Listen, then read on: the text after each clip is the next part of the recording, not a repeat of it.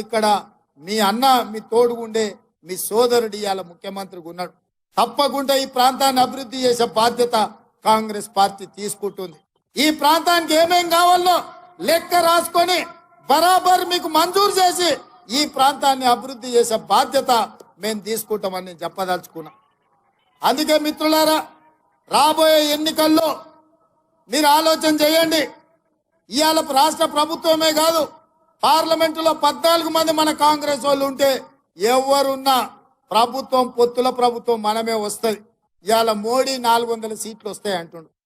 400 సీట్లు వస్తే పొత్తు పెట్టుకోనికి చంద్రబాబు నాయుడు ఎందుకు, ఒరిస్సాలో నవీన్ పట్నాయక్ ఎందుకయ్యా నీకు? నీ సంసారం చక్కగా ఉంటే ప్రతి రాష్ట్రంలో ఒక్కొక్కరిని కలుస్తున్నావు కదా. మహారాష్ట్రలో శివసేనను చీల్చినావు, ఎన్సీపీని చీల్చినావు, కర్ణాటకలో పోయి దేవగౌడతో పొత్తు పెట్టుకున్నావు, ఆంధ్రప్రదేశ్లో పోయి చంద్రబాబు నాయుడుతో పొత్తు పెట్టుకున్నావు, ఒడిశాలో పోయి నవీన్ పట్నాయక్తో పొత్తు పెట్టుకున్నావు, బీహార్లో పోయి నితీష్ కుమార్తో పొత్తు పెట్టుకున్నావు, ఉత్తరప్రదేశ్లో పోయి అప్నాదల్ సుప్రియ అప్నాదల్ అనుప్రియ పటేల్తో పొత్తు పెట్టుకున్నావు. ఇవాళ ఎన్డీఏ మొత్తం అతుకుల బొంత కాదా? ఇవాళ నిజంగానే నరేంద్ర మోడీ భారతీయ జనతా పార్టీ 400 సీట్లు గెలిచేటట్టుంటే ఈ అతుకుల బొంత ఎందుకు అడుతుండు, ఇంతమందిని ఎందుకు అడుక్కుంటుండో ఒక్కసారి ఆలోచన చేయండి. మనందరం కూడా రాజకీయ నాయకులమే కదా, సర్పంచులమో ఎంపీటీసీలమో కౌన్సిలర్లమో కార్పొరేటర్లమో అయినోళ్ళమే కదా. మనం ఇల్లు తిరిగి అడుక్కుంటున్నామని అంటే మనం ఓడేటట్టు ఉంటేనే కదా మనం ఇల్లు పోయి అడిగేది, శత్రువు ఇంటికి కూడా పోయి. నిన్నటి వరకు పడనోళ్ళని అందరినీ, నిన్నటి వరకు అక్రమ కేసులు పెట్టిన వాళ్ళందరినీ ఇవాళ నరేంద్ర మోడీ ఎందుకు అడుక్కుంటున్నాడు అంటే భారతీయ జనతా పార్టీ కాలం చెల్లింది. ఈ రాష్ట్రంలో 10 ఏళ్ల తర్వాత కేడీని ఎట్లకే బండకేసి కొట్టినరో 10 ఏళ్ల తర్వాత ఢిల్లీలో మోడీని కూడా బండకేసి కొట్టడానికి 140 కోట్ల ప్రజలు సిద్ధంగా ఉన్నారు. ఆ సంగతి నరేంద్ర మోడీ గారికి తెలుసు కాబట్టే ఇవాళ అతుకుల బొంత ఉడుతున్నాడు. కాంగ్రెస్ పార్టీ అధికారంలోకి రాదంటుండు. 2004 కంటే ముందు కూడా గిట్లే మాట్లాడారు. వాజ్పేయి గారు ప్రధానమంత్రి ఉన్నప్పుడు షైనింగ్ ఇండియా అని చెప్పారు. వాజ్పేయి గారికి ఎవరు అడ్డమే లేదు, అసలు ఎప్పటికీ కాంగ్రెస్ ఉండనే ఉండదన్నారు. కానీ అలా సోనియా గాంధీ గారి నాయకత్వంలో 2004, 2009 10 ఏళ్ళు యూపీఏ ప్రభుత్వం గెలిచింది. ప్రజలకు లోపల కాలుతుంది.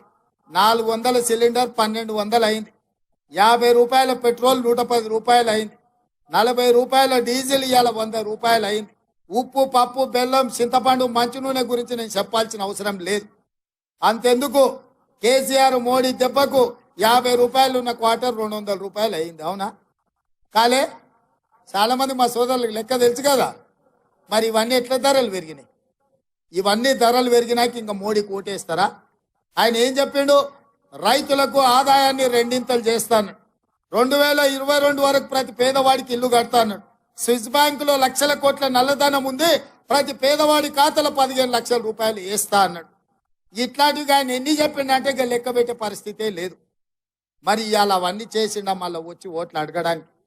ఇక ఆయన ఈటెల రాజేందర్ గారు, రేవంత్ రెడ్డి ఆ ఊరు నుంచి వచ్చి ఇక్కడ గెలిచిండు కాబట్టి ఈయన కూడా ఈ ఊరు నుంచి వచ్చి ఇక్కడ గెలవాలని వచ్చిండంట.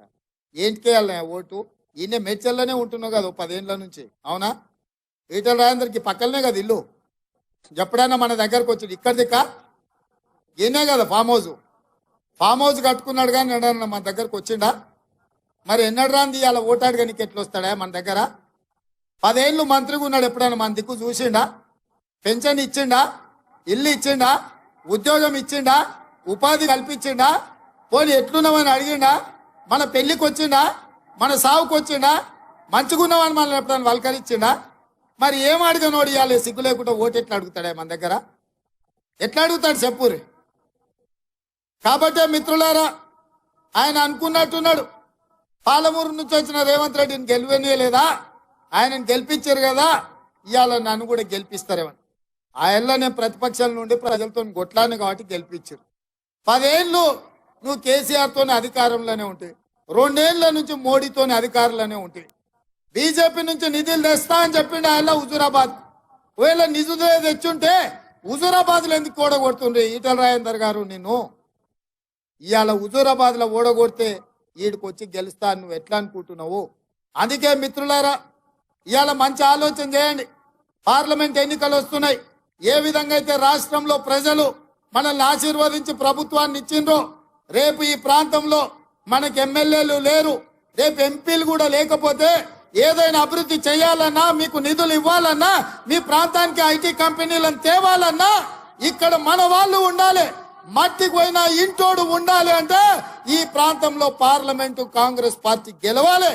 ఆయల్ల 2019లో ఎట్లయితే కష్టపడ్డారో, కొట్లాడినరో, మీరే కట్టబట్టుకొని నిలబడి ఈ మల్కాజ్గిరి పార్లమెంట్ లో కాంగ్రెస్ పార్టీని గెలిపించాలి.